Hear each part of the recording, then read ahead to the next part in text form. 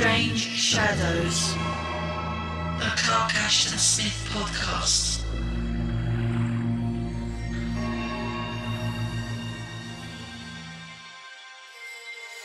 Among the many gargoyles that frowned or leered from the roof of the new-built Cathedral of Averoigne, two were preeminent above the rest, by virtue of their fine workmanship and their supreme grotesquerie.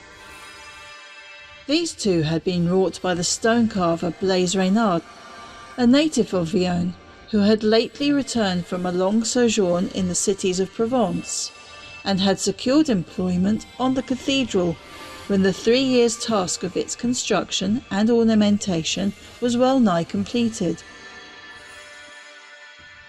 In view of the wonderful artistry shown by Reynard, it was regretted by Ambrosius the Archbishop that it had not been possible to commit the execution of all the gargoyles to this delicate and accomplished workman.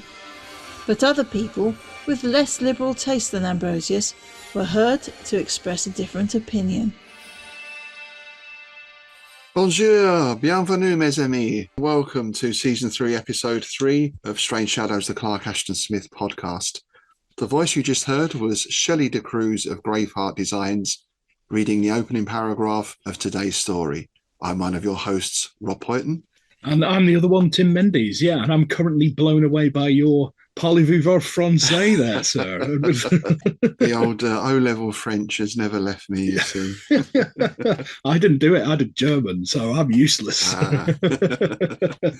Well, I thought it was appropriate as we are returning to Averoigne once more. Indeed, yeah. It was interesting to have two Averoigne stories back to back. It was, and I did wonder if there was going to be a connection between the two. But when I looked at the dates and the names, even though one name seemed quite familiar, they're actually about 40 years apart. Well, this one is set in 1138, and last time the Holiness of Averoigne was 1175, I think. Yeah. So it's a little bit later. And interestingly enough, this is the earliest set Averoigne story. Obviously, it's not the earliest that are written because we're covering these in chronological order. Indeed. But this is the earliest set in 1138. Which was the earliest one? A Night in Malnion? Was that the first one? I think it was, wasn't it? I think it was, isn't it? Back in, was that season 1, wasn't it? It was, yeah. Yeah. And well, again, what a evocative story that was, wasn't it? Indeed. Yeah, really good. So we're not actually in the forest this time. We are in the city of Vion, which was mentioned in the previous story. And this tale revolves around a character known as the Maker of Gargoyles. Yeah, interestingly, it was originally called the Carver of Gargoyles. Yeah. The Carver and the Maker. I wonder why that was changed. Yeah, I don't know. I can't find any reference to why he changed the name of it, but the early draft was called the Carver. Yeah. I mean, the Maker does imply, well, carving implies you take something and you craft it, right? You physically cut.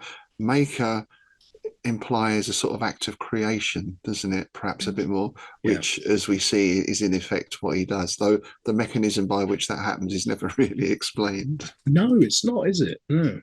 So I'm going to take a wild guess on this and say that as good as this story is, it had a troubled publication history. Would I be right in guessing that? Oh, you'd be more than right guessing that. Yeah, after last time when it got snapped up instantly, we're back into familiar territory here. It was completed on June the 16th, 1931, and he subbed it to Strange Tales. At the same time, he sent it to the other members of the circle, where it was noted that it had a very similar theme to an idea in H.P. Lovecraft's Commonplace book. Now, I believe you ferreted out a letter, haven't you? Yes. So I'm just going to read a quick extract from that letter. Well, part of the reason I wanted to read this was not only because of the comment, but also, of course, because of the return address. So once again, buckle up.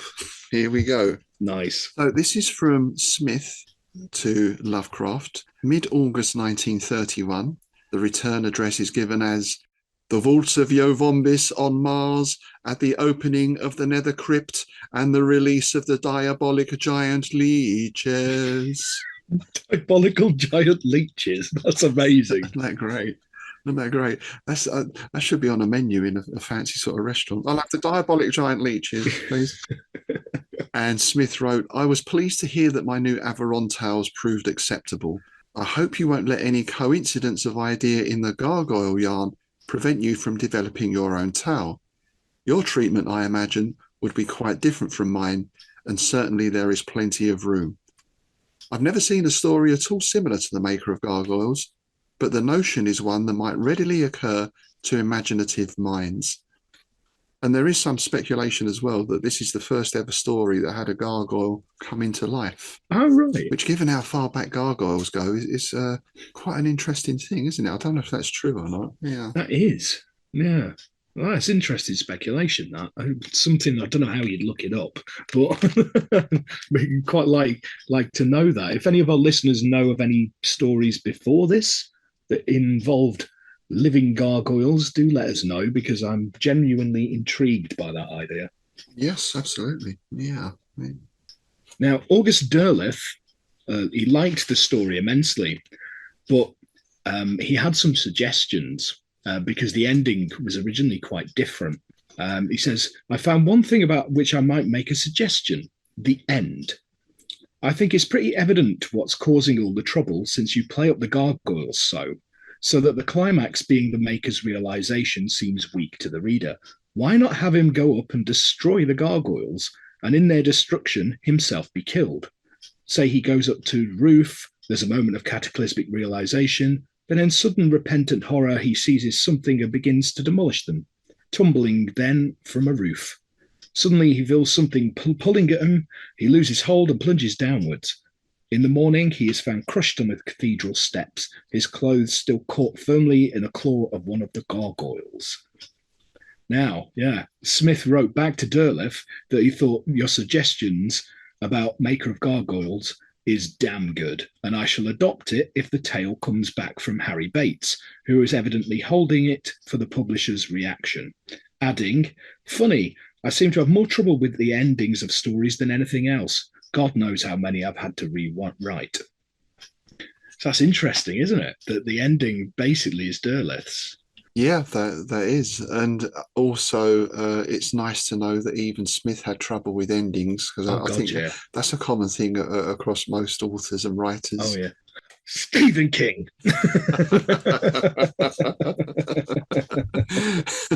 The starting is fine. Sometimes it's the ending. It's sticking the landing, isn't it? Yeah, especially in a weird tale where it's not like a whodunit where you kind of wrap everything up.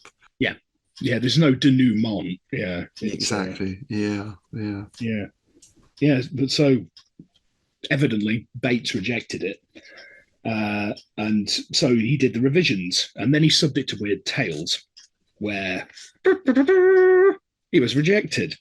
Farnsworth. Smith wrote to Derleth again. Unfortunately, and somewhat to my disgust, Wright returned Gargoyles as melodramatic and unconvincing. So, yeah, he resubbed the revised version back to Bates. It was again rejected. So at this point, Smith basically sat on it for a while. He shelved it for a few months before digging it out and rewriting a couple of paragraphs. The paragraphs at the end with the fight and things like that, he rewrote them to make them a bit more action. Oh, right.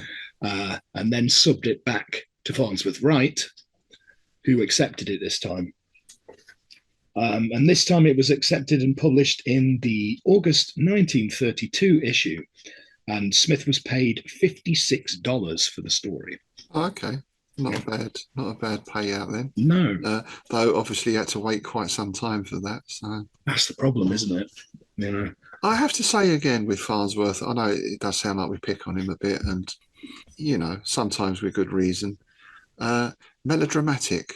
It's a pair of gargoyles coming to life and slaughtering people.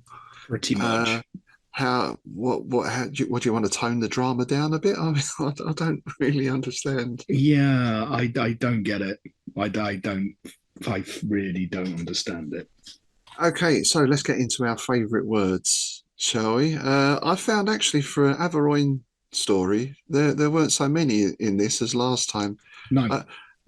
The language is as good, but I don't think it's quite as baroque as Ederac.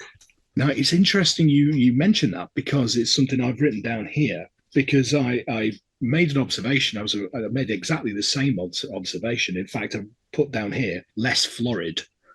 Yeah. Right? Yeah.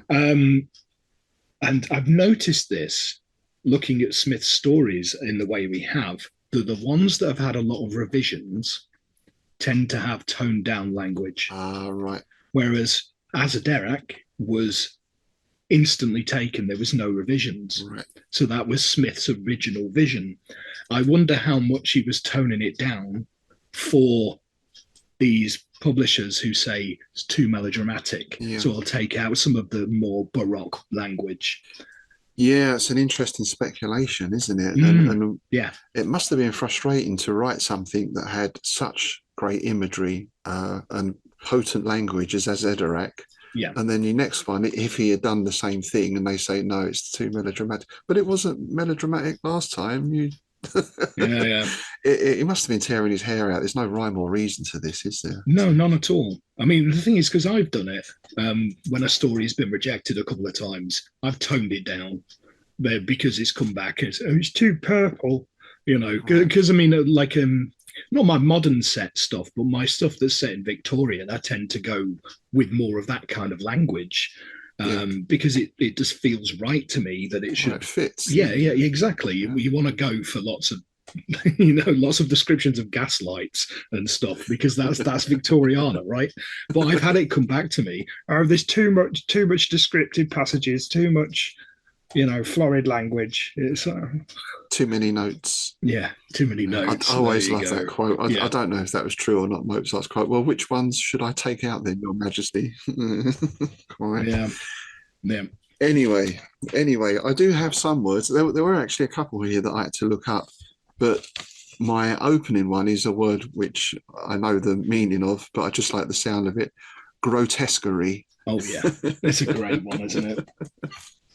Now, the first one I went with was aspergillus, which is a fungi. It's a type of mold, and it's also a disease that parrots cause. But it's also the name given to that little sprinkler they use in Catholic Mass. Yeah, strange. Yeah. So is that because it's mushroom shaped? Do you think? Is that where the connection is? I think it must be, because it is that type of fungi. It is the similar sort of shape, that's what it is in this context, because they're on about holy water and aspergillus. So it's that salt shaker that they do, I can beat you at dominoes. Yeah, that job. But it's comes from a type of fungi. Yeah, so there we go. Which is quite Averoigne-ish. Indeed. Averoigne. We just make words up here, we don't care. Yeah. My second choice is one of those words that I'm never quite sure if I knew the meaning or not. Egregiously or egregious. I think ever since seeing, was it The League of Gentlemen? I don't even remember that particular episode. And I was never quite sure what it's meant, and I had to look it up again. And it's something that's obviously wrong, in fact, flagrantly wrong, deliberately wrong or bad. One of the ones I picked, again, is one I know, and in fact it's one I've actually used as a story title, but I just love it. It's Peregrinations. Oh, yes, yeah. Marvellous. Yeah, I had a story in Occult Detective magazine last year called The Perilous Peregrination. Oh, alliteration as well. Oh, yeah. It's a Eugene Ango story, so, I kind of go with alliterative titles for them. So... I like this one as well. I guess this is one of Smith's older words, probably out of use. Potations. Nice. Which is simply booze, basically. Indeed. I thought that when I was doing it, so I should use that. I'm off down the local hostelry for a number of potations. Yeah, because libation is the other one like that. I do use that one a lot. Yeah. And the other one I always like, it was the guy on Coronation Street used to say it, Savidant, was it Charles Savidant, Fred Savidant?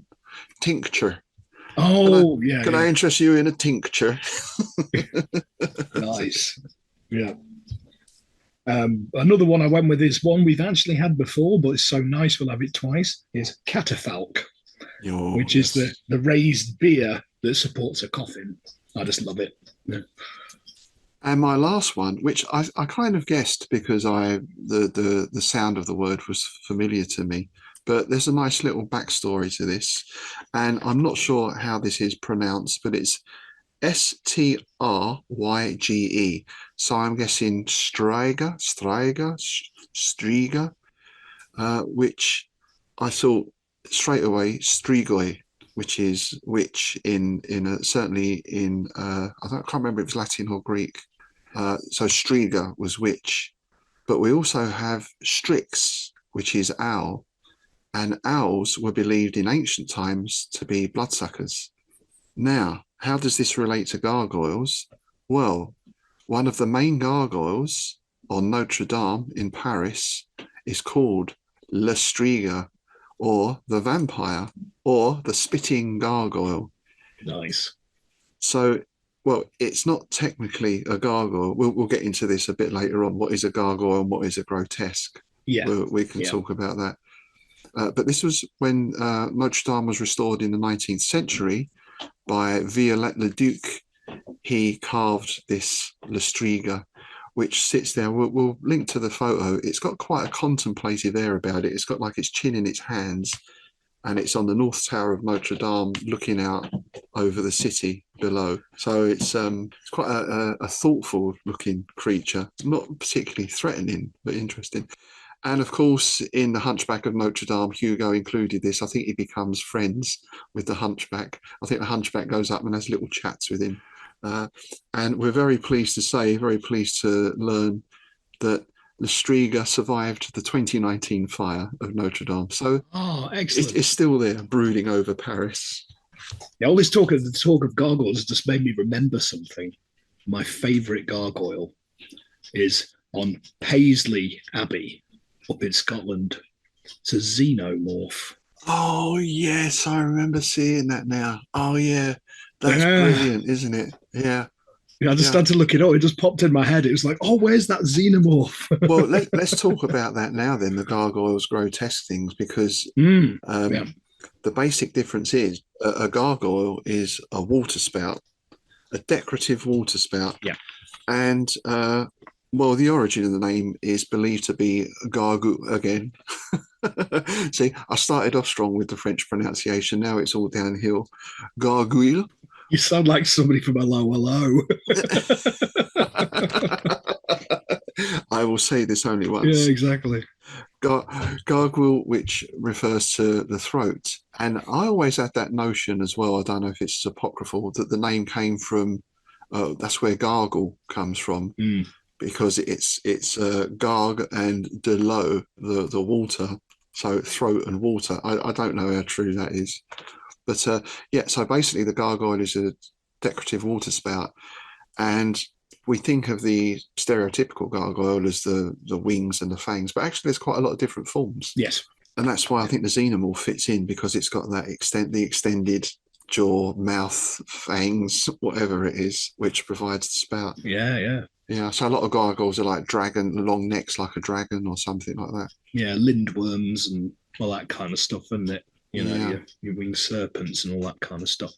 And quite a few of them are monks as well, and some of them are doing quite rude and naughty things, aren't they? Indeed they are, aren't they just? Yeah. They're believed to, the legend goes that the Bishop of Rouen in the 7th century subdued a bat-winged dragon-like creature called La Gargoyle or Goji. So he subdued this by use of a crucifix and holy words. It was dragged back to the city and burned. but the head and neck didn't burn. They survived the flames. So they were mounted on the local church as a kind of protection against evil spirits. And this is something that it caused some controversy in the Catholic Church, apparently, and St. Bernard of Clairvaux in particular was very against this sort of stuff, because the gargoyle was basically what they call apotropaic magic, protective magic, which, you know, it's a little bit kind of, we're going to put a big scary monster on. Yeah, I don't remember seeing that in, the New Testament. It's a little bit pagan, isn't it? Yeah, just a little bit.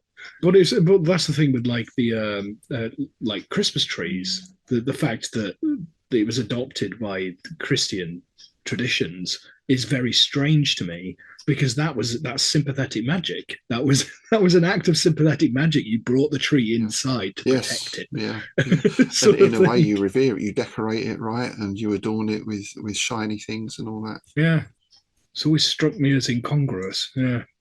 So there we are. Technically speaking, a gargoyle is a water spout, and if it isn't a water spout, if it's just a carving, it's a grotesque. But what we have here in the story in Vion, it's definitely a pair of gargoyles. Very, very, very badly behaved gargoyles, yeah. Especially one of them. Yeah. Yes, well. Yes, well, it wouldn't be Smith if we didn't have a bit of lusty pan thrown in for good measure. Yeah, oh God, yeah. Lascivious, I think he calls it at one point. It's just like, yeah, that's one word for it, mate. Yeah. I think lubricious pops up again, doesn't it, in this? Yeah, I think it does. Yeah. So we have the cathedral at Vion, quite a new cathedral. And one of the people working on this is Blaise Renard. Now, straight away, you think of Renard the Fox, right? Yeah. Which I didn't realise was actually a medieval set of fables. I didn't realise it went back that far. And there are several versions of this in medieval France and England, in Germany, of this sort of trickster-like character. Yeah, I didn't realise it went back that far. And this is where I got slightly confused with the names at first, because here we have the Archbishop Ambrosius, who commissions Reynard to carve these gargoyles. And I was thinking, hang on, wasn't he in the last story? But of course, that Brother Ambrose, right? Ambrose, yeah. Yeah, that got me as well. No, that tripped me up to begin with. Yeah. That's why I was wondering, is there any connection? I mean, I suppose we can still speculate that given the time frame, this could be a father or grandfather or something like that. There could be a. Oh yeah, very possibly. I like the fact that Ambrosius is described as having very liberal tastes for an archbishop. And considering one of the gargoyles, yeah, again, that's one word for it. Yes. And not everyone shares his taste, do they? In fact, there seems to be quite a personal dislike towards Reynard in Vion, even from his boyhood. Indeed. And he's been away for a while for unspecified reasons, and he's returned. And we get this description of his appearance. Whether rightly or unjustly, his very physiognomy had always marked him out for public disfavour. He was inordinately dark, with hair and beard of a preternatural bluish black, and slanting ill-matched eyes that gave him a sinister and cunning air. His taciturn and saturnine ways were such as superstitious people would identify with necromantic knowledge or complicity, and there were those who covertly accused him of being in league with Satan. So it's very much that old school thing of how someone looks is a reflection of their soul, isn't it? I guess, or their morality. Yeah. Well, you got to remember that things like phrenology were a big thing back then. You know, bumps on people's head could, a stray lump here and there could mean they're a murderer, kind of thing. You know, yeah. Well, utter cobblers, but there was a whole science behind it. But I just like the fact that he pretty much described Vincent Price. Nice. I didn't get that. I was trying to think. I did get from it. It's like a character from one of those old silent black and whites, like a Rasputin or something like that. Or maybe it was a Jekyll and Hyde film. I can't remember. Was it Barrymore? Was an early sort of Jekyll and Hyde, I think, wasn't it? Or Jekyll, I should say, pronounce it properly. Yeah, that kind of silent movie villain type I was getting. Yeah, the other one I got was the original Master, played by Roger Delgado. Oh yes, in the 70s.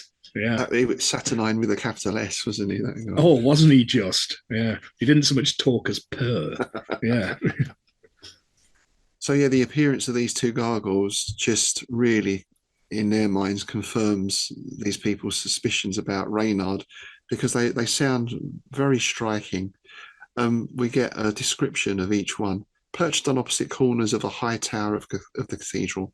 One was a snarling, murderous, cat-headed monster with retracted lips revealing formidable fangs and eyes that glared intolerable hatred from beneath ferine brows.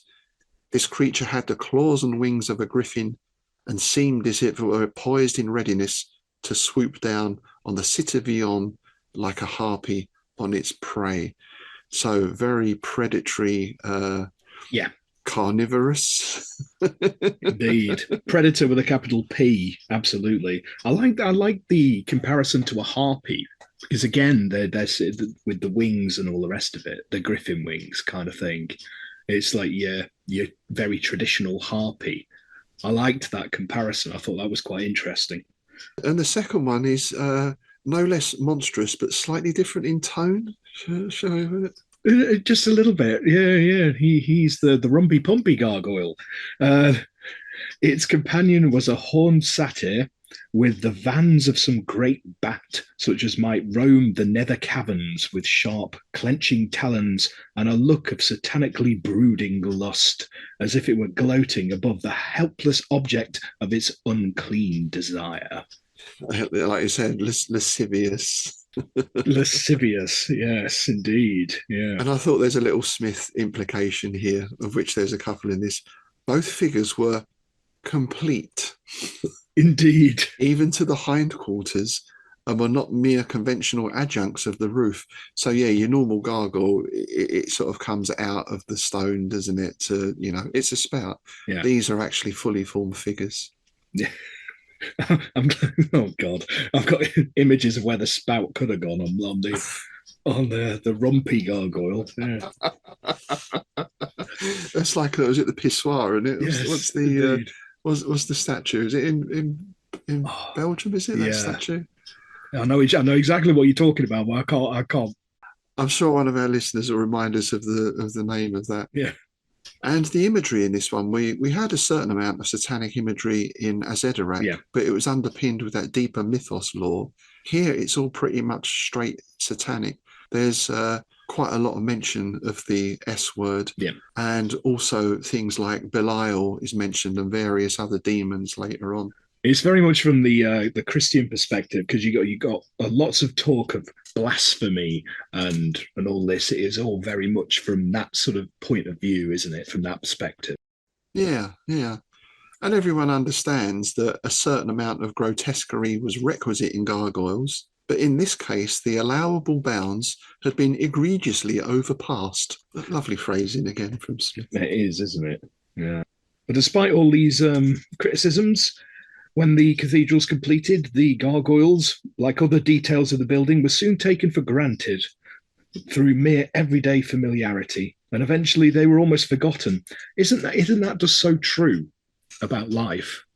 You'll get like a complete uproar about something when it's being built. A year later, nobody bats an eyelid about it. Oh, totally.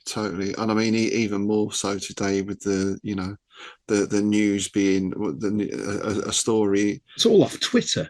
2 or 3 days and then it's gone, isn't it? Yeah. But also like this, like you say, all the fuss dies down. No one even really looks at it anymore. But Reynard can't help sneaking a look at them every now and again with secret satisfaction, whose cause he could hardly have assigned or delimited. And then we get this. They seem to retain for him a rare and mystical meaning to signalise an obscure but pleasurable triumph. And it's this idea that within these stone creatures, it is somehow is transferred into them both his hatred of the townspeople who he seems to despise, but also his lustful thoughts towards one Nicolette Villon, who's Taverner's daughter. And she's the reason he's hanging around in Vion as well, because he's obviously trying to woo her, but she doesn't seem to be particularly interested. No. In fact, she seems much more interested in pretty much everybody else. Yeah, so we've got these two big resentments building up in him. We've got this hatred towards perhaps he sees them as superstitious, backwoods types, maybe. It's not really specified. Yeah. But also this burning lust, this unrequited, well, you might call it love in some form, I suppose. Certainly a passion. And we learn, really, it's that passion that had brought him back to the detested city of his youth after years of wandering. So this is a driving passion as well. This is not just a crush he's got, he's actually come back for her. Which is a common theme in Smith, isn't it? Of that trying to recapture a lost or unrequited love. And it never works out how you expect, or how they'd like it to work out, you know. And this is no exception. You know? Very true. And I really like how this first chapter closes. So summer draws to an end and the autumn rains gather upon Vion. Then, when the full cathedral gutters poured above the streets, one might have thought that the actual spittle of a foul malevolence, the very slaver of an impure lust, had somehow been mingled with the water that ran in rills from the mouths of the gargoyles. Beautiful. It's a beautiful passage, isn't it? And that gets us into chapter 2, where we get a little bit of background about Averoigne and the city or the town. Yeah, I really liked this because it's on two sides the great shadow-haunted forest, a place of equivocal legend, of loops, garous, and phantoms, approached to the very walls and flung its umbrage upon them at early forenoon and evening, which is a really nice callback to the previous story and obviously Night in Malnion and various other Averoigne stories. Most of them are set in the forest. And it is always described as a very brooding and dark and full of beasties kind of thing. Yeah. So I thought that was a really nice sort of callback to them earlier stories. It ties the two together nicely, doesn't it? It does. And you get this impression of Vion seems, well, it's described here as a prosperous place. It's well thought of, sanctified by the presence of two nunneries and a monastery, and now the cathedral as well. Yeah, it sits in the shadow of this brooding, haunted forest. It's typical Smith again. We've got this very nice, in this case, an urban setting, medieval urban setting. We can imagine the market going on and chickens running around and kids with hoops and all that sort of stuff. Yet just outside the forest lurks. Yeah, definitely. It also reminds me of those, you know, when you're on like a long drive or something, and like growing up, going along the Pennines, across like Saddleworth Moor and stuff like that, and it's all bleak and a bit foreboding, and you're like, God, if I break down here, I'm knackered. And then you see like a cluster of lights in the distance, you know, civilization and it getting closer, kind of thing. And that's kind of how I see this. But obviously, the forest and that it's that. And then you find yourself in Royston Vasey. Indeed, yeah. Or worse, Macclesfield. I couldn't possibly comment. I was in Macclesfield once, but I was only there for an hour or two. I can't even remember why now. I probably blotted it out of my mind. But you know. You got out alive. That's all you need to know. Well, you got out alive and unmolested. That's the best you can hope for. As far as I can remember. I mean, who knows? And we get this nice mention of the devil again, the old adversary, and saying, of course, in all medieval towns at that time, you've got occasional instances of alleged sorcery or possession, and once or twice the perilous temptations of succubi. But that's just what was expected at the time, because the devil and his works were always more or less rampant. Yeah, this is definitely one of Smith's hornier tales, isn't it? There's a lot of mention of various, lascivious again. Yeah. Priapic. So that's all part of the course, that kind of thing. But what happens now in the autumn of that year goes way beyond anything that's ever happened before. We're into real horror territory now. And it starts with two men, a respectable clothier named Guillaume Maspierre and an equally reputable cooper, one Jérôme Mazal, heading back to their lodgings one November Eve after, well, they've been out on the piss, basically, haven't they? They had, yeah. Imbibing both the red and white wines of the countryside.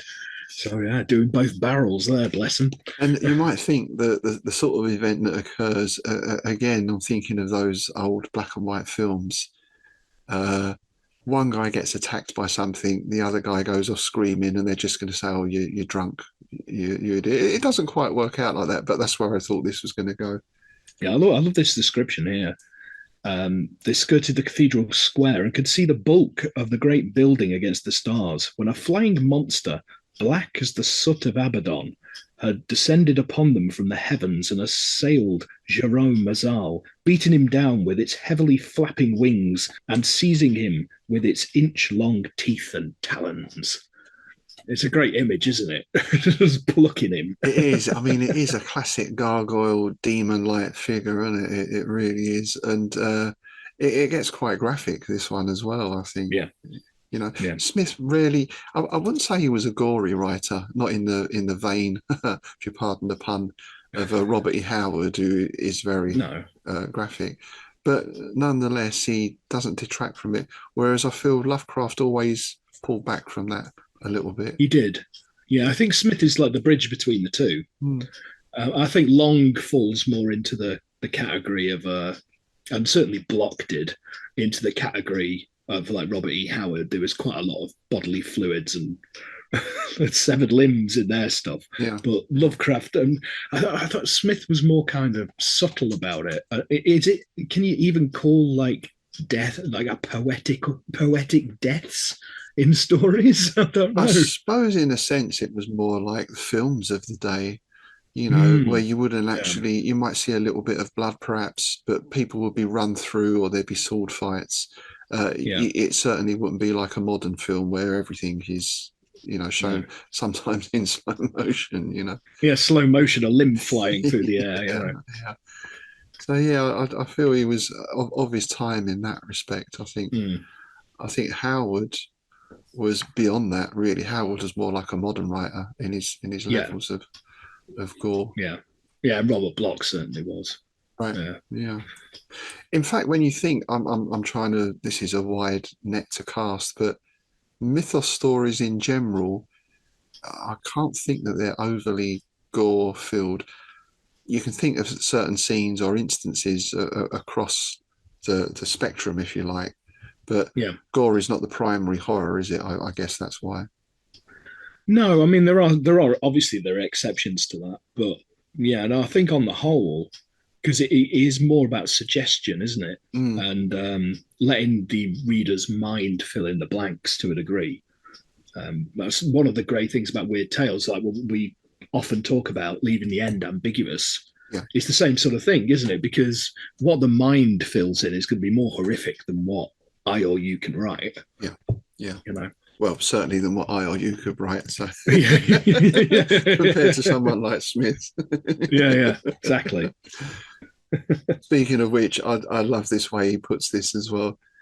So we've got Maspierre, who's staring aghast at his friend who's being torn apart and rended by this monstrosity. Maspierre was unable to describe the creature with minuteness, for he had seen it but dimly and partially in the unlit street, or moreover the fate of his companion, who had fallen to the cobblestones with the black devil snarling and tearing at his throat, had not induced Maspierre to linger in that vicinity. Not induced him to linger. Yeah, he had betaken himself from the scene with all the celerity of which he was capable. I bet he did. Gave it leg. Run away. Run away. So he goes straight to the house of the priest, and it sounds like they get this sort of little posse together very quickly. We've got the priest in front with the holy water and aspergillus that we mentioned. And of course, we've got your good old Universal film mob carrying torches and staves and halberds. I always like a good halberd. Yeah, absolutely. Yeah. Maspierre's story is soon confirmed because they find the body of Mazal with fearfully mangled face, throat and bosom lined with bloody lacerations. No sign of the monstrous assailant. We have a lovely, another lovely term to start off the next paragraph. Consternation was rife on the morrow. Again, I bet it was. Yeah. It's always a nice understatement with Smith. I love it. I absolutely love it. When it comes to that emotional stuff, it's always nicely understated. Yeah, I really like it because, I mean, you get it in a lot of, when you read other authors, to be like, oh, pandemonium the following morning. Yeah. You don't really need to spell it out that much, I don't think, but I really like the understated nature of it. I think it's really nice. Well, I think as well, if you establish that if everything is at level 9 or 10, then when you come to your big scene with the whatever it is, you can't go up, can you? That's a very good point, yeah. Whereas if everything, we're not saying that people were calm, no, but they were concerned. So you're at about a 6 or a 7, we've got a few notches to go. Yeah. Before we reach that hysteria full horror point. Yeah, it's like your DEFCON system, isn't it? Death consternation. Yeah, so this would be like DEFCON 3, and then ramping up to DEFCON 1 at the end. Yeah. So there's a lot of sprinkling of holy water and the mumbling of stated forms. And this is Smith and religion again, right? Because it never seems that enamoured of it. No. And as is usually the case in these stories, that's all futile. For the evil spirit was still abroad, and its malignity was proven once more on the following night. Two victims this time, burgers. One chicken, one turkey. Yeah. It's raids a burger van. Yeah, it does. Yeah, and we get he seems quite keen on, or it's something he mentions on all of these victims, is their respectability. Here we've got 2 burgers of high probity and some consequence. So you wonder if these are random attacks, or is this thing targeting the good and the best of the population? Now I got that. I instantly thought these are targeted attacks.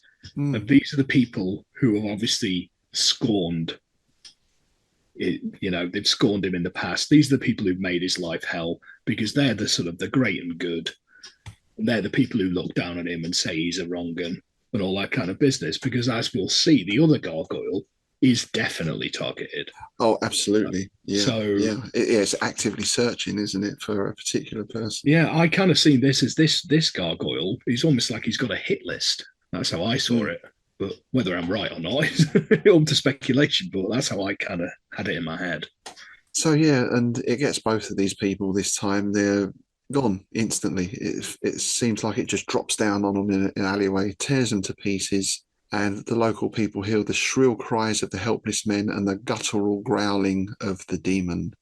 And people don't dare come out, but they peer out of the window and see this thing blotting out the autumn stars with the sable and misshapen foulness of its wings and hovering in execrable menace above the housetops. So you got the great image of almost this thing silhouetted against the stars. Yeah, it's like the classic Batman thing, isn't it? The bat against the moon. Yeah. Which I actually experienced last year when I was in the New Forest. All right. We're walking back to where we were staying, and it was dark by this point, and the moon was up. And there was a bunch of bats flew past, and one of them actually did it. Oh, nice! But I didn't get my camera out in time. Oh, brilliant! Yeah. Was that a little nod from your spirit animal? Do you think, perhaps? I think it must have been. Yeah. It's like, oh, there's a goth. I'll go and put a show on for him. That was like, all right, mate. Yeah. All right, mate. Yeah. Nice. So, of course, people are loath to go out at night or venture abroad, unless in case of dire and exigent need. And those who did go out, well, they form up in their little groups again, all with their flambeaux and their halberds and holy water and all the rest of it, one imagines, because they think that's going to frighten the thing away. The light from their torches is going to frighten this creature off. Yeah, absolutely. Nope, because the boldness of this fiend was beyond measure, for it proceeded to attack more than one company of worthy citizens, disregarding the flaring torches that were thrust in its face, or putting them out with the stenchful wind of its wide vans. And you may remember vans we mentioned last time, wasn't it? Is that in the last story? Those big bat wings. Indeed. And you get a sense of the sheer hatred of this thing, because it just shreds people to bits. Yeah. This isn't, it's not predatory in the sense that it's carrying them off to feast on them. It's not feeding. It's just vicious. Yeah. Just absolutely vicious. Yeah. And there was one name here that I couldn't find anything about. So everyone agrees that it's got the head of a ferocious animal, the wings of a monstrous bird. Some, the most learned in demonology, which must have been a tricky subject to study at that time, to be careful doing that, were fain to identify it with Modo, the spirit of murder. Now, that's something that's not familiar to me at all, and I've not been able to find anything about that. So again, if any listeners out there know who Modo, the spirit of murder, is, I'd be interested to hear. There's a bloody sushi restaurant down here in Brighton. Oh, is it? Well, I don't know. That's a good recommendation to go. Fish murder, maybe. Yeah. Yeah. You don't want to have one of those. Is it some sort of blowfish, isn't it? That has to be prepared just right. Oh, yeah. Tetrodotoxin, isn't it? Pufferfish venom. Yeah. But again, we continue with this theme about the devil and everything, because others say this could be one of the great lieutenants of Satan, perhaps Amaon or Alastor, gone mad with exasperation at the impregnable supremacy of Christ in the holy city of Vion. So it's an interesting idea that the city is made, or the town is made safe because they got the nunnery and the monastery and the big cathedral, yet at the same time building those, particularly the cathedral, has somehow spurred this creature to appear. Yeah, that's an interesting thought. And that seems to spur the people on, in some cases, to reject Christianity, because quite soon here we get a wave of murder and rape and black masses going on and all this kind of thing. It's that hysteria thing, isn't it? It's you get that when you get any sort of upheaval. I mean, you saw it after like the 9/11 attacks and things like that, didn't you? There was retaliations and all this kind of stuff going on. Oh, there were Sikhs being attacked in America and stuff like that. Yeah, absolutely. Yeah. Absolutely. I mean, and you, like to the same sort of degree but different. You had the same thing with the pandemic, didn't you? Yeah. I mean, how many people lost their mind on the internet because they were stuck inside? Yeah. Well, not just that, but then the other stuff. I actually blocked someone today for some stuff that they put up. Well, that's going off subject, but Yeah. Really? Okay. I know. All right. It's ridiculous, isn't it? Wow. Yeah. Now, we've not had a band name for a little while, but we've got one here. Oh, yeah. And it's a good one. So we get this idea that this terror takes hold of the population, and it sort of reveals this clotted, seething, devil-ridden gloom of superstitious obsession, not to be hinted in modern language. So it's interesting that underneath that veneer of the respectable, there's still this seething mass of superstition and fear and terror. And here we go. Even by daylight, the Gothic wings of nightmare seem to brood in underparting oppression above the city. The Gothic wings of nightmare. There you go. Nice. I like that. Nice, yeah. I like superstitious obsession, I like as well. Yeah. That could be the album. That could be the album, couldn't it? Yeah. And the old Bish is not proving too effective, is he? Ambrosius. No, he's not. In fact, they send someone to Rome to get water specially sanctified by the Pope. And it was probably about as effective as you'd think. And then things ramp up even further. I like this in stories where you think, oh, that's bad, isn't it? Oh, it just got worse. Surely it can't get any worse than this. Oh, it just did. Yeah. Because we have two things now. One is the abbot of the local monastery gets seized, and he was on his way to do something nice. He was going to administer extreme unction to a dying friend. So he was on a mission of mercy, and he's seized just before he reaches the threshold of his destination and torn apart. But then it gets really bad. On the very next night, while the torn body of the abbot lay on a rich catafalque in the cathedral, and masses were being said and tapers burnt, the demon invaded the high nave through the open door, extinguished all the candles with one flap of its sooty wings, and dragged down no less than 3 of the officiating priests to an unholy death in the darkness. I love that imagery of it putting the candles out with a flap of the wing. Yeah. I mean, that's a classic from horror movies, isn't it? You get that. Sometimes it's a spectral wind that blows them out, or sometimes, it's the wings of some great behemoth flying in.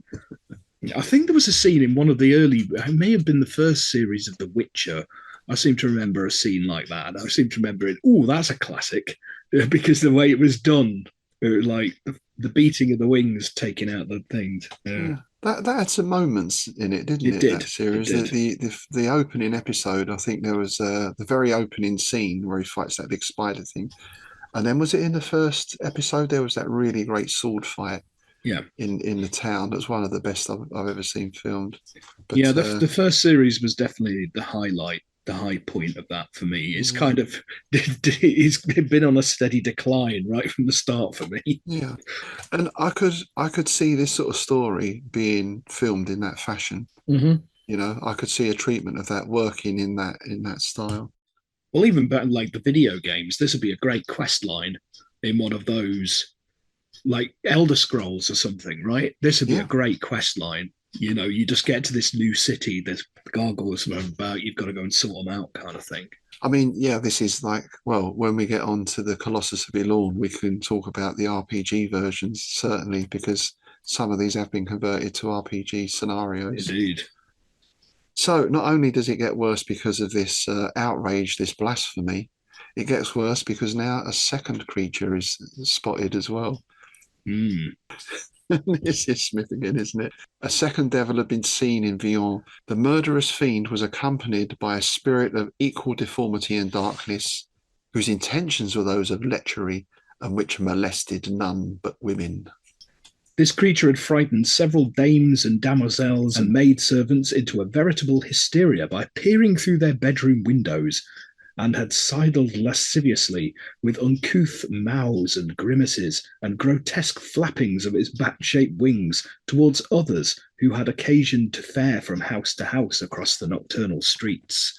So basically it's a peeping Tom gargoyle. Yeah, and it says that it's making improper suggestions. Yeah. I think every town has had the stories about the pervert who was peering through people's windows. You know, I don't know if you get them anymore, but you used to get, you know, you get all the old grannies talking about them, weren't there? Yeah. It did used to be a thing, and I think the last time I can remember something like that was the clown scares of. Well, that Indeed, must have been about 10 years ago, something like that. Yeah, the creepy clown thing, yeah. Yeah, I even had a friend whose wife refused to go out because of the clowns. I mean, it's quite frightening, really. The not the thing itself, but the way that fear spreads without any real event. Nothing. I mean, at least here you got a couple of things flying around that, you know. Indeed. I'd stay indoors, you know. Oh, absolutely. Yeah. The clown thing made me, I can't help laughing when I think about that, because one of these idiots dressing up as a clown thought it'd be a great idea to do that in Moss Side in Manchester. Oh my word. Did he survive the experience? He did, but he had to get out of there pretty damn quick. Yeah, I've seen, I think, one clip on social media somewhere of one of those trying that and just getting, you know. Oh God, death wish. Yeah, but that still goes on with your pranks thing, right? It's I know. People go up to a gang member and say something insulting, and then get surprised when they get slapped. Oh, it's just a prank. Yeah. Well, I don't know. It's like that episode of Black Books where he's trying to get out doing his taxes, so he goes up to a pair of Millwall supporters and starts insulting them. Yes. So, but then we get that thing we mentioned earlier of this lustful creature isn't actually physically attacking anyone. And it seems more as though it's searching for a specific person. And here we go again. Many were approached by it and were terrified immoderately by the hideous and lustfulness of its demeanour. So we can only guess what that refers to. Indeed. Full body, right? Full body, yes, the old spout. Yeah. If you weren't going to say it, oh, brilliant. And even in that time of horror, both spiritual and corporeal, there were those who made a ribald jest of this singular abstention on the part of the demon. So that's so typical as well, isn't it? Isn't it just? You know, it used to be the case when someone passed away. The next day, oh, did you hear about da da da da da da? There was always the sick joke, wasn't there? Oh, absolutely. Straight out. Yeah, yeah. Oh God, I remember. I think the news was still on the TV when I started getting the jokes about Princess Diana, you know, and all that. Yeah, all my work colleagues, you know, because I'd just got a mobile phone, one of them Nokia. The old green screen and all that stuff. Yeah, and it was just like, oh, fucking hell, guys. Yeah, some people have no respect. All right, that takes us into chapter 3. And now we switch over to the POV of Blaise Renard. So now we get his take on what's going on. Because so far we can speculate he obviously created these. He's the maker of gargoyles. So is this all part of some diabolic plan? And it came as a surprise. I mean, I've read this before, but I remember first reading it. It's in some way, it's nothing really to do with him, is it? It's certainly not an intention on his part. No, it's not carried out some ritual to give these things life. No, because I was expecting that, like, again, but the first time I read it, because of, you know, the references to how he looked and that he looked like a necromancer, I was like, oh, right, well, we know where this is going. So when it comes to this next chapter, and he's basically on the piss because he lives across from the tavern, where obviously this Nicolette works. You know, it's owned by her father, so he's in there getting soused every night, isn't he? And he doesn't know what's going on at all. So that came as a real surprise. Yeah. He's basically sat there staring at her with hot and sullen eyes and gulping joylessly the potent vintages of Averoigne. And the people in there, they don't really like him. They're a bit afraid of him, but he's got a heavy bag of coin at his side, so you know they'll tolerate him. See, again, I've worked in pubs since leaving school. Right? There's always bloody one. There's always one that comes in once a week. You on like a Friday afternoon or something, sits in the corner and just ogles the barmaids all afternoon. Oh. You know, there's always one dirty old lech that comes in, right? So that's how I see this chap. Yeah. His money is as good as everyone else's. That's the one. Landlord. Yeah. I have to say, thankfully, things have changed in that respect. But I know exactly what you mean with that. Yeah.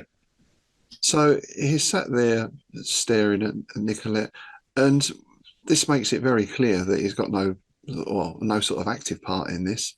Like everyone else in Vion, Reynard had felt the suffocating burden of superstitious terror during those nights when the fiendish marauder was hovering above the town and might descend on the luckless wayfarer at any moment. Nothing less urgent and imperative than the obsession of his half-bestial longing for Nicolette could have induced him to traverse after dark the length of the winding alley to the tavern door. So even though he's literally just got to go down the alley to get into the tavern, if it wasn't for this passion, this lust, he'd be too scared to do it. Yeah. So he's totally oblivious to the fact that these are his gargoyles. There's no direction or control coming from him. Yeah, definitely. And we get this nice description of him actually walking down the alleyway, and Smith once again just sets the scene so well here. So he talks about the previous nights have been moonless, but now we've got the newborn crescent was lowering its fragile, sanguine-coloured horn beyond the housetops as Reynard went forth from his lodgings. And we get that feeling of The gloom was curded by the unclean umbrage of satanic wings, and might reveal in another instant the gleaming of abhorrent eyes, ignited by the everlasting coals of the pit. Yeah. See, that's the thing as well. You know how the mind plays tricks in the dark, right? We've talked about this before, that primal fear of the dark, right? You're walking down a dark alley. You do start imagining eyes in the corners, and especially you're in like the back streets of London or something. There could be anybody lurking there, Yeah, you're around old places or places you're not familiar with. There's some places with that sort of atmosphere, isn't there? Oh God, yeah. And in fact, he does get this. He thinks he gets a glimpse of is it a cloud? It has a semblance of uncouthly arched and pointed wings, but it's probably just his imagination, right? Yeah.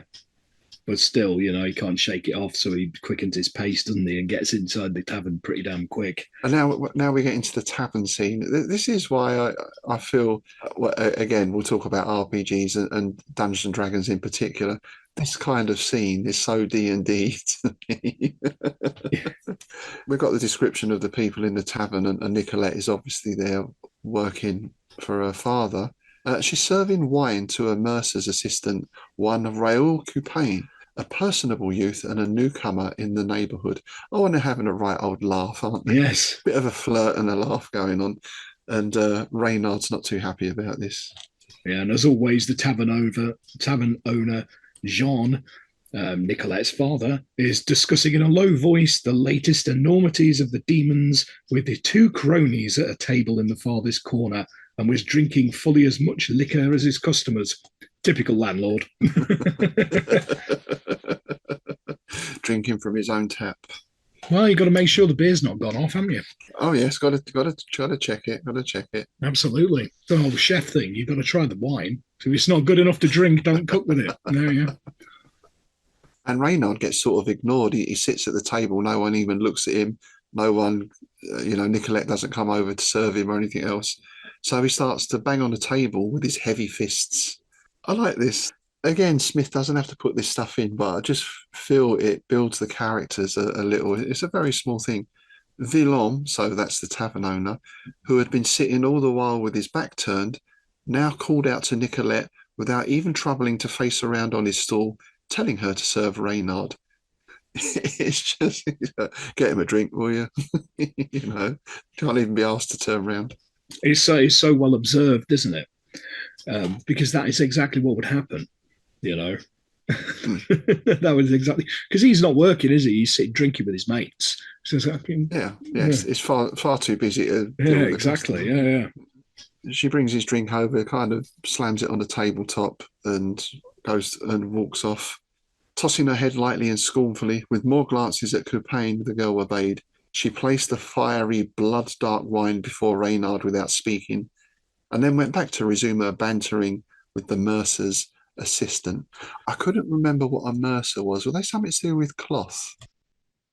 Dealer in textile fabrics, especially silks, velvets, and other fine materials. Ah, right. So you can imagine he's quite well dressed, this guy, then. Yeah. Probably cuts a dash, the latest fashion. Indeed. He does that thing, doesn't he, now? He's sitting there and he's getting wound up, and he's drinking. And he's getting more wound up, so he's drinking more. And it's one of them situations. You've been in pubs, I've been in pubs. You can always tell when someone's going to start going off, right? Absolutely. Yeah. You can sense it, Yeah. Especially in this kind of situation as well, right? Yeah. Because flirting develops, and now he's, he kisses her hand, and she goes, "Oh," it's all that sort of setup, and then she sits next to him on the bench, and it's like, oh, here we go. So Reynard is up. He's up on his feet, and he's rushing forwards, and he's going to just tear this guy apart with his bare hands, which is a kind of reflection of that homicidal rage of the gargoyle, right? Indeed. But of course, old Villon, the tavern keeper, although he's lurching a little from his potations, stands up and gets in the way. And it's one of those, sit down, son, you've had enough to drink kind of jobs. Yeah, exactly. Especially he pulls a knife, doesn't he? Oh, no, it's Coupain, isn't it? Yeah, it's Coupain. They pick up on Reynard's sheer hatred here. They can see he longs to kill Villon and Coupain to kill the hateful cronies who sat staring from the corner, and then above their throttled corpses to ravage with fierce kisses and vehement caresses the shrinking lips and body of Nicolette. So, you know, the wine has totally unleashed his passions, if you like, his murderous intent and his darker lust as well. It's interesting because this is kind of like, you know, they talk, you always hear that thing about the two wolves that live inside you. Oh, yeah. You know, this guy's got two gargoyles living inside him. Oh, nice. That's, you know. Yeah, very nice. Oh, yeah. And in a way, one assists the other, because if all of his rivals are killed and destroyed, then in his mind, she's going to choose him, right? You know, the actuality of it is that she's not going to choose him regardless. But indeed, but he doesn't see that. So, being unarmed and seeing himself outnumbered, Reynard paused again, though his anger still simmered within, like the contents of a sorcerer's cauldron. And this is where he notices something outside the leaded panes of the tavern window. A vague shape or figure is outside the window, but not for long, because it comes crashing in. This is a pure action scene now, isn't it? Yeah, I love this. The litter of falling glass. You've got all the candles are being blown out, and the shadows are dancing, and yeah, it's a great scene. And this thing hovers. I like that as well. It doesn't come crashing in and charge at someone. It hovers up by the ceiling. They saw the malignant burning of its eyes like coals in the depths of Tartarian pits, and the curling of its hateful lips. And behind it, another shadowy flying monster came in through the broken window with a loud flapping of its ribbed and pointed wings. There was something lascivious in the very motion of its flight. Lascivious flight. I'd like to see that. I like the fact that its wings are ribbed. you know, in my brain. Ribbed, yeah. I caught that as well. Ribbed for her pleasure. Yeah. Unless you wear them inside out. Yeah. Anyway. Yeah, its satyr-like face was twisted in a horrible, never-changing leer, and its lustful eyes were fixed on Nicolette as it hung in the air beside the first intruder. I like this hanging in the air, hovering thing. That gives it added weirdness, I think, or horror. Yeah. Well, you can imagine like the noise of the rhythmic beat of the wings as it's hanging there to keep stationary. Yeah. Be like whomp, whomp, sort of thing, you know. Yeah. This is another Harryhausen scene, isn't it? You could picture this, like Jason and the Argonauts. Was that the Harpies where that guy is attacked? Yeah. The blind guy, wasn't it? I think. Yeah. Yeah, very reminiscent of that. So you get this. Again, every good action scene has this moment, this little pause, the calm before the storm, and then it all kicks off. It's where in a Western you'd get the Ennio Morricone bit, you know, the little or the music box, ding ding. Oh yeah, that's the winding down. Yeah. That's a great scene. Yeah. Nicolette screams and turns to flee. Jean Villaume, her father, throat torn open, gurgling, blood-choked groan. Raoul Coupain, same thing. They're both gone in a second. In the meanwhile, the other had pursued and overtaken the fleeing girl and had seized her in its bestial forearms, with the ribbed wings enfolding her like a hellish drapery. And they got hellish drapery. Wouldn't that be a sort of goth soft furnishing store? Indeed. Welcome to Hellish Drapery. Another good band name, Hellish Drapery. Well, then for me, that sort of brought to mind, you know, your classic vampire. Oh, yeah. Surrounding a woman with its cape, you know, that kind of thing. Reynard heard the guttural snarling of the murderous monster, muffled by the body of Coupain, whom it was tearing with its teeth, and he heard the lubricious laughter of the incubus above the shrieks of the hysterically frightened girl. Then we get all our tapers, all the candles are blown out again, and Reynard received a violent blow. So it seems like one of these wings just buffets him and is knocked to the floor unconscious. So not only does he not have any control over these things, they totally disregard him as well, because he's not killed, right? This is almost by accident he gets knocked out. So again, it's a testament to how my brain works here. But when you mentioned lubricious laughter of the incubus, I was hearing Sid James.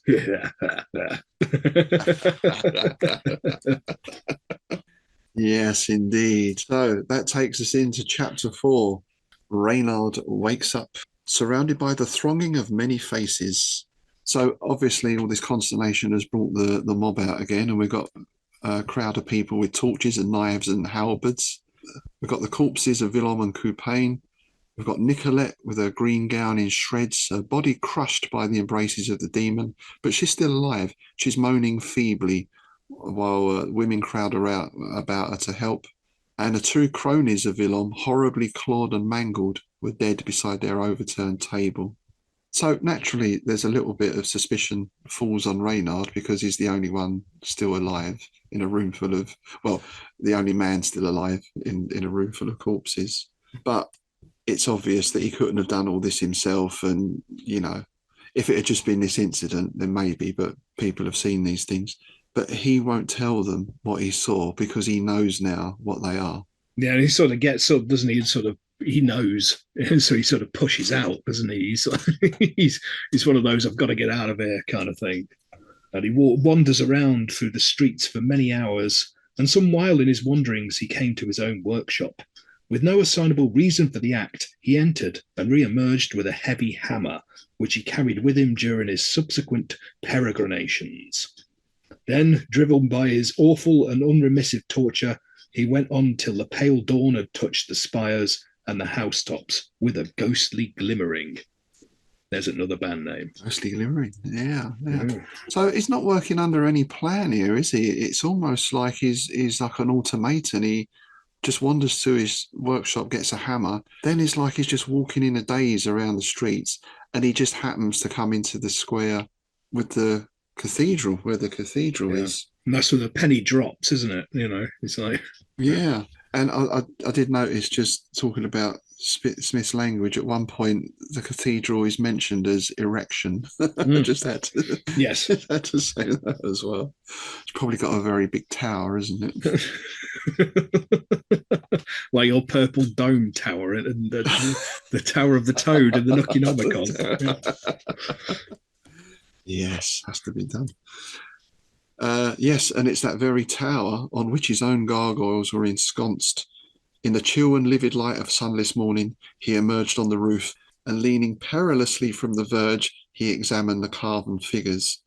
And of course, he sees that the teeth and claws of the cat-headed griffin were stained with blood, and shreds of apple-green cloth were hanging from the talons of the lustful bat-winged satyr. So, confirmation that it is his gargoyles coming to life. To be fair, even though he's a despicable kind of chap, but he tries to do the right thing here, which I thought was quite an interesting turn of events. It does, and this sort of surprised me a little bit as well, because you might think, I've got my revenge on these people, or can I learn to control these things? Yeah. But yeah, you're right. He does make the right choice. Yeah. And he's gonna smash them up, basically, or he's gonna try and smash them up. Yeah. Yeah, so he climbs up there, doesn't he? He's teetering on the edge and starts whacking away. But he merely chipped the features of the gargoyle and had not wiped away the malignant lust and exultation. So again, he raised the heavy hammer. Yeah, so he starts on the satyr, and like you say, he's right on the edge of the ledge here. And he raises the hammer again when something grabs him. I thought that was great. Come here, you. And again, it's very clear now that he has no control over these creatures at all. But then I guess he has no control over his own passions and hatred and all the rest of it. So no, perhaps that's appropriate, you know. Oh yeah, it's basically a metaphor, isn't it? They're a metaphor for his sort of abhorrent drives, if you will. Yeah. And yes, he's grabbed. Sharp pain in the shoulder, and he looks around, and the cat-headed gargoyle has sunk its talons into his shoulder and is pulling him back. And you get one of these nice, again, very filmic struggles in a high place. You know, they're struggling backwards and forwards.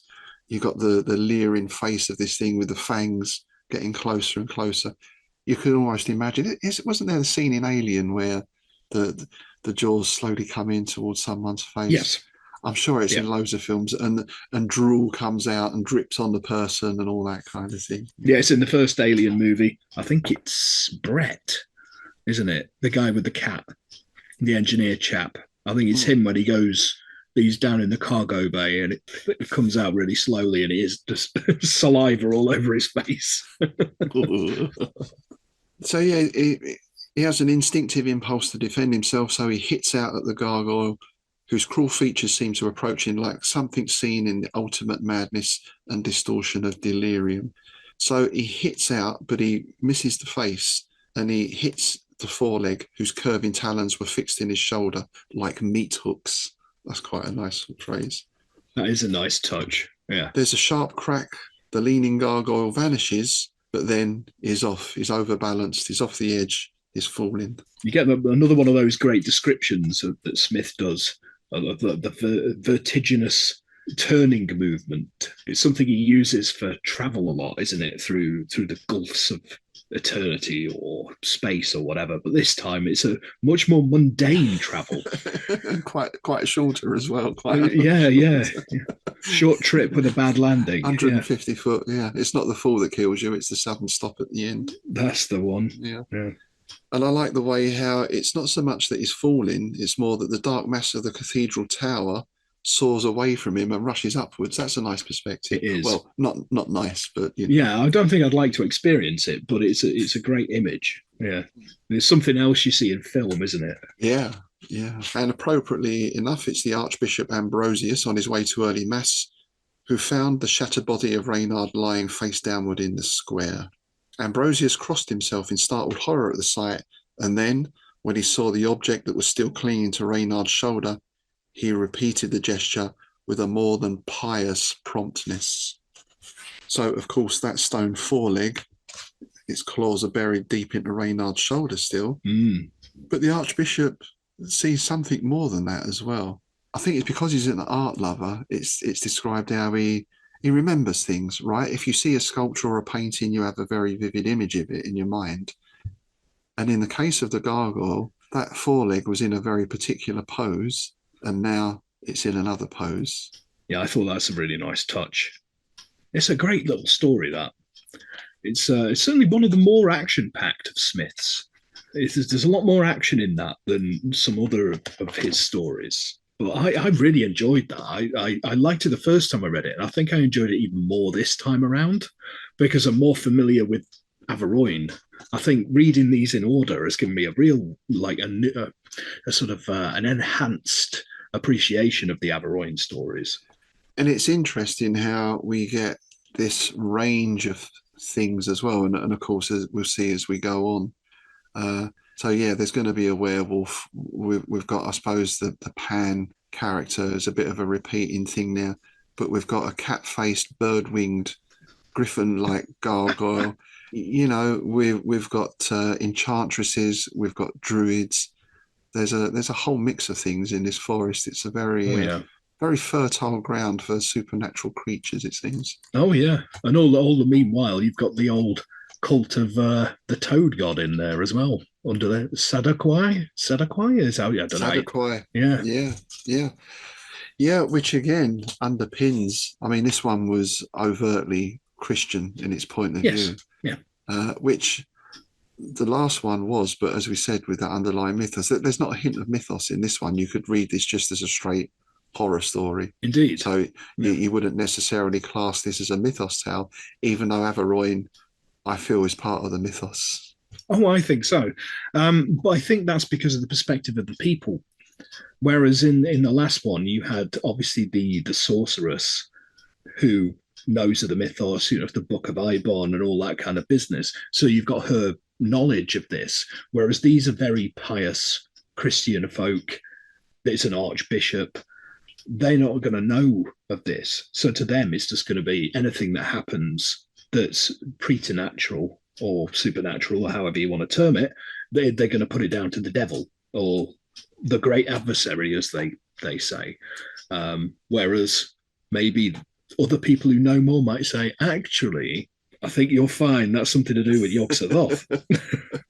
Which leads us into that speculation again, because where does the life force for these gargoyles come from? We've got that idea of a sort of a emotional transference, or the idea of again, we talked about, well, genius loci, right? If you go to certain places, there's an atmosphere, which some speculate a very emotional event went on there, and that becomes imprinted or somehow sinks into the very fabric, the physical fabric of the place. Yeah. So is that that intense emotion that he feels, the hatred and the lust and everything else, is somehow the gargoyles are imbued with that in some strange process? Yeah, I think that's how I saw it. Really, it's like you say, like genius loci, or what they call a residual haunting, or something like that. Yeah. It's like, you can imagine while he was working on the rageful one, he was really cheesed off with people, really hammering it away and going, bastards, I'll show them, sort of thing. And maybe he'd been at the pub in the afternoon when he went back and started working on the other one. And he's all a bit hot under the collar, so to speak. So, yeah, one can only speculate. Well, yeah, because there's no, it's not like a ritual. It's not like he's poured blood on them or made some sort of abeyance to Sartogu or even the devil or anything, right? No, he's totally oblivious to this. That's an interesting mechanic, and I can't think it's one that I've ever seen. Normally, he would be the necromancer or the evil sorcerer, wouldn't he? But it is almost, I don't want to say he's innocent in this, because like you say, he's certainly not a pleasant character, but in a sense he is innocent. Yeah, it wasn't intentional, was it? Yeah, I mean, what would you get? What would this be? Sort of manslaughter, diminished responsibility? I'm not really sure if you could even prove that in court, could you? I don't know. No. Yeah. That's an interesting thought. Yeah. This is going to be a future thing, right? As we get into AI and androids and all that stuff. So if you created and built an android and it went out and killed someone, where does that leave you? Well, Terminator 2. It's Dyson, isn't it? Right. Sarah Connor goes to Dyson's to kill him before he creates Skynet, because in his mind, Dyson is a war criminal. Right. But that was the chap that had made the software, sort of thing. Is that why he switched to making Hoovers instead? Yeah. Yeah. Well, I discovered earlier earlier this month what sent Skynet homicidal. Oh, go on. Yeah. Well, if you go on YouTube now, you keep getting these adverts for female AI chat bots. Oh, right. Yeah. So what it was lots of teenagers sending Skynet dick pics. That's what sent it homicidal. In my opinion, that's it. That's it. Case closed. Perhaps it just said you obviously, as a species, you don't deserve to exist anymore. Exactly. My word. And on that note. So yeah, in a sense, then, are these gargoyles sort of medieval androids? I'm not saying in technological terms, but to all intents and purposes, they're beings created to carry out some task. Although, subconsciously, there's a subconscious thing going on there, transference, perhaps. Yeah, it's interesting. Yeah, there's a lot more going on than you'd think just on the surface with this story. That's typical Smith, though, isn't it? Yeah, absolutely. It's always, the monster comes to life and it kills someone and then they burn the tower down.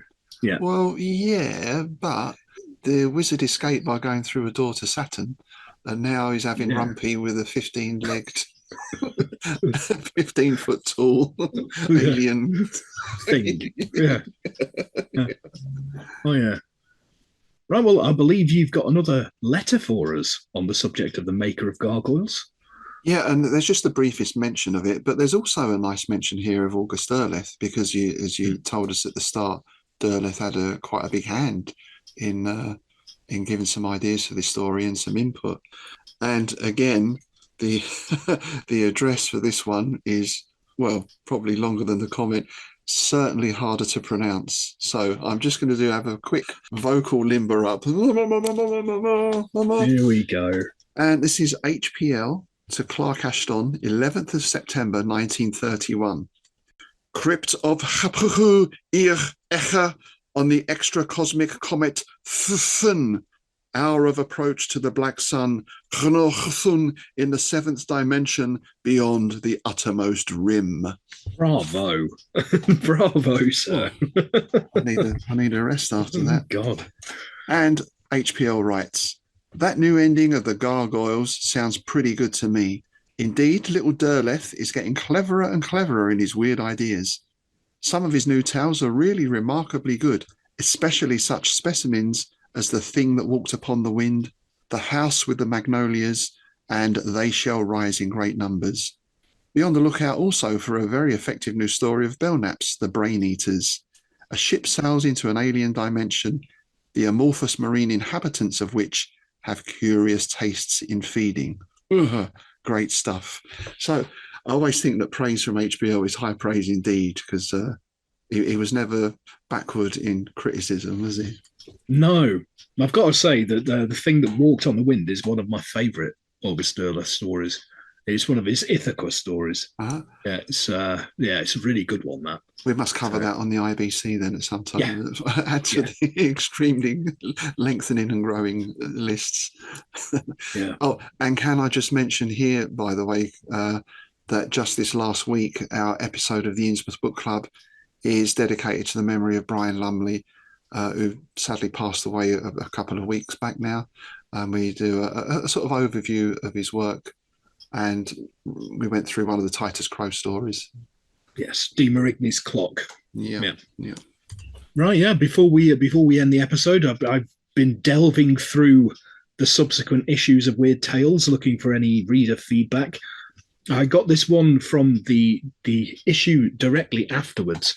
He's not read the story at this point, but this gives you some kind of indication of how esteemed Smith was in the eyes of the readers at this point, which is why it always surprises me that Farnsworth Wright doesn't seem to get this, right? It's from a guy called Fred C. Miles of New Providence, New Jersey. Ah, what's this? A story by Clark Ashton Smith, the maker of Gargoyles? Boy, that sounds interesting. Ah, well, what has Mr. Smith written that isn't interesting? He undoubtedly, well, in my opinion anyway, is your best author. Seabury Quinn is excellent, but Smith is super excellent. So there you go. Wow. Yeah. I like to think that he read these and maybe thought, oh, you know what? Yeah, you hope so, don't you? Because as we said before, the thing is with a lot of these authors is they weren't around for long enough to see the impact they had. I mean, although Smith obviously did live up into the 1960s, but I still felt he was underappreciated at that time. Yeah, I think he was during his lifetime. Yeah. It's a real shame. And I hope Smith read these letters, because they must have, given him, well, somebody likes it anyway, because this is from the next issue. And this is J.D. Arden of Detroit wrote in saying that Clark Ashton Smith's excellent story, The Maker of Gargoyles, is another wonderful tale. Smith has rapidly taken his place among the foremost writers of weird tales. Yes, that's a nice thing. Now, I noticed something else, which is really interesting. In the same issue, just below that comment, was a letter from Clark Ashton Smith. Now, there'd been a debate raging because Farnsworth Wright had made the decision to serialize Frankenstein. He's reprinting Mary Shelley's Frankenstein in serial form. Now, as you can imagine, some people weren't happy about this. It was just like, well, why are you filling up precious column inches with reprints of something that we've all read? I mean, at that time, Frankenstein's like 100 years old, isn't it? Really? Yes. Well, yeah, he probably didn't have to pay for it, did he? Right, of course. Yeah. There you go. But Clark Ashton Smith decided to weigh in on this. Clark Ashton Smith writes, apropos of the reprint question, I'd like to cast my vote against stories of serial length, particularly those that are well known to lovers of the weird. I'd like to see more stories from earlier issues of Weird Tales, as well as other rare items that are difficult to procure. The reprinting of excellent out-of-the-way tales would be a signal service to readers. That's interesting, isn't it? Yeah. Because I think we have to bear in mind that back then, let's say you started getting into Weird Tales at issue 30 or something. Yep. You probably had very little scope for getting any back issues. I can't imagine Wright would have had huge stocks of back issues sitting around. Well, they were called pulps for a reason. The unsold copies got pulped. they're here and they're gone. Yeah. And of course, there's no other means that, you know, so that's almost like a best of Weird Tales. Yeah. You know, let's do a best of the first 10 issues kind of, which today would be quite a common sort of practice. Yeah, it is. Yeah. So it's, yeah. Well, that was an interesting point. I just, you know, I like the fact that these guys did used to write in to the magazine, because there was no chat rooms back then. There was no internet. There was no Facebook Messenger, you know, or Twitter or any of this other crap that people use these days to talk to their readers, you know. So that was the way they did it, you know. That's very true, though. Having said that, I find when you look around, I mean, we can think of the lovely Ramsey Campbell, who's very active on some parts of social media and so funny and entertaining, some of his posts, and always seems very open about answering questions or getting involved in discussions. And other people you can't even get in contact with. Indeed. You know? And I'm not saying that as a criticism, because I understand that, you know. So even though everyone in theory has got access to everyone else now, it doesn't necessarily follow that everyone wants that, you know. Yeah. Well, there we are. I think we're really getting into our stride with this volume, and we've got some great stories coming up. I mean, starting off with 2 Averoigne stories has been excellent, and next time it really gets even better, because we're going to be covering Beyond the Singing Flame. Indeed. Yeah, I'm really looking forward to that. And then, we got some great ones coming up in this season. I think the Vaults of Yovombis is after that, isn't it? Indeed, it is, yeah. And I think Beyond the Singing Flame is interesting because it's a rare sequel. Yes. It's, I know we've got the space adventures. Captain Douchebag. Yeah. Captain Douchebag, but they kind of hang together. But, you know, I think as we've said before, they're not top tier Smith by any means, as enjoyable as they are. Oh, yeah. But City of the Singing Flame is often touted as one of his best stories. Indeed. So, yeah. Yes, we're looking forward to that one. Absolutely. Great. Well, thanks very much for joining us today, folks. Thanks for listening. I'd just like to give a quick mention to Ulrich de Vetter. We did mention last time the name Phlegethon, the burning river in which souls are eternally tormented. And I think we both said, oh, that should be a band name. Well, Ulrich got in touch on YouTube to say, of course it is, and gave us a nice link to Phlegethon. We'll put that below. If you're into certain types of metal, I think you'll enjoy it. Nice. And it's certainly a great name.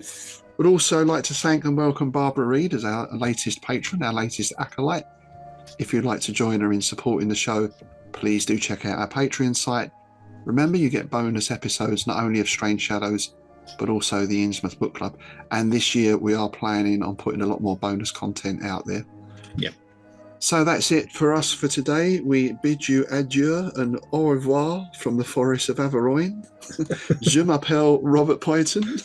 You don't expect me to say... I don't know. And you just said my name is Rob Poynton. You didn't say goodbye. Oh, we're terrible. We are such numpties at times. And it's goodbye from me, Tim Mendes.